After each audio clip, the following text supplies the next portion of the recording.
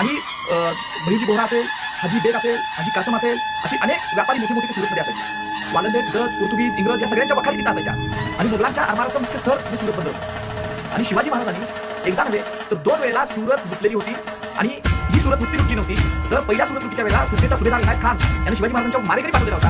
आणि म्हणून सुरतेमध्ये अगदी शिवाजी महाराजांच्या मावळ्यांनी आग लावून सुद्धा उठवून दिलेला होता. मोगल साम्राज्याच्या एक महत्त्वाचं शहर हे लुटून बेचिराग केलेलं होतं. आणि तिथल्या लुटीतून शिवाजी महाराजांच्या स्वराज्याचे काही गड सुद्धा उभे राहिलेले होते. सिंधुदुर्गची उभारणी तिथल्या झाली असं आपल्याला इतिहास सांगतो. खरं तर सुरत ही मध्ययुगीन त्यावेळेची पद्धत होती, जे वॉरफेअर होतं, युद्धशास्त्र होतं, त्याची पद्धत होती. आणि सुरतेच्या लुटीविषयी महाराष्ट्रामधील ज्यांना या फडणवीसांनी महाराष्ट्र भूषण पुरस्कार दिला त्या बाबासाहेब पुरंदरेंनी सुद्धा त्यांच्या पुस्तकामध्ये सुरतेच्या लुटीविषयी विस्तृत लिहिलेला आहे. अनेक वेळा सुरत लुटली असे शब्द सुद्धा त्यांनी दिलेले आहेत. इतकेच नाही तर अनेक इतिहासकारांनी सुरतेच्या या लुटीविषयी लिहिलेला आहे. सेक ऑफ सुरत म्हणून इंग्लिशमध्ये सुद्धा लिहिलेला आहे. हे काही कुठल्या पक्षानं इतिहास सांगायची आम्हाला गरज नाही आहे. इतिहास हा इतिहास असतो, जो जसा घडला तसा सांगायचा असतो. विनाकारण आपण केलेल्या चुका टाकण्यासाठी म्हणून इतिहास बदलायचा